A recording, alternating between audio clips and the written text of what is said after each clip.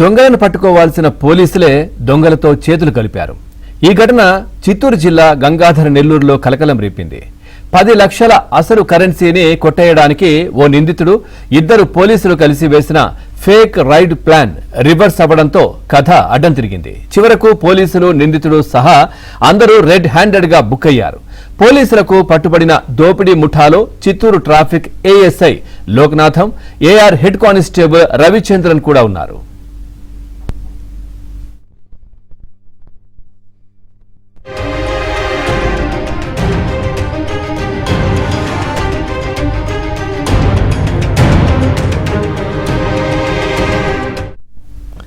ఇదే విషయానికి సంబంధించి మరింత సమాచారాన్ని మా కరెస్పాండెంట్ మనోహర్ అందిస్తారు. మనోహర్ రెడ్డి,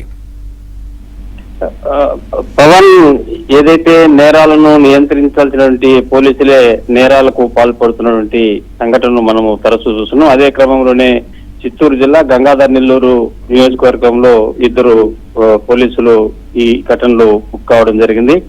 ప్రధానంగా గంగాధర నెల్లూరు మండలం మెట్టపల్లి దళితవాడకు చెందినటువంటి సెల్లము, కిరణ్ కుమార్, అదేవిధంగా తమిళనాడు ప్రాంతానికి చెందినటువంటి ఇలంగం, వీరు ముగ్గురు కూడా ఒక ముఠాగా ఏర్పడి అనేక రకాలంటి దొంగతనాలకు పాల్పడుతున్నటువంటి పరిస్థితి. అదే క్రమంలోనే ఏదైతే తమిళనాడు ప్రాంతానికి సంబంధించి మంజునాథ్ ఉన్నారో ఆ మంజునాథ్ కు ఫోన్ చేసి ఇక్కడ లోకల్ గా టెంకాయలు వ్యాపారం ఉన్నాయి కాబట్టి దానికి 10 లక్షల రూపాయలు కావాలని ప్లాన్ వేశారు. ఆ ప్లాన్ వెనకాల ఉన్నటువంటి అసలు విషయాన్ని కానీ చూసినట్లయితే ఇవన్నీ కూడా దొంగ నోట్లు కరెన్సీ అనేటువంటి విషయం అయితే ఇప్పుడిప్పుడే వెలుగులోకి వస్తున్నటువంటి పరిస్థితి. అయితే పథకం ప్రకారము ఈ ముగ్గురు ముఠా ఆ మంజునాథ్ను ఇక్కడికి రప్పించడం, 10 లక్షలు తీసుకుని ఆయన ఇక్కడికి రావడం, అదే నేపథ్యంలోనే స్థానికంగా గంగాధర నెల్లూరు నియోజకవర్గానికి సంబంధించినటువంటి ఏఆర్ కానిస్టేబుల్ తో పాటు చిత్తూరు ట్రాఫిక్ లో పనిచేస్తున్నటువంటి ఏఎస్ఐగా లోక్నాథం, వీళ్ళు స్థానికంగా గంగాధర నెల్లూరు ప్రాంతానికి సంబంధించిన వారు కాబట్టి అక్కడ స్థానికంగా వీరికి ఆ దొంగల ముఠాకు పరిచయం ఉన్నటువంటి నేపథ్యంలో వారు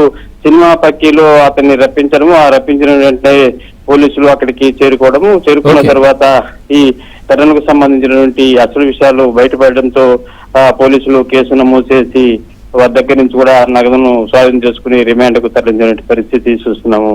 Pawan, thank you Manohar Reddy, thanks for the updates.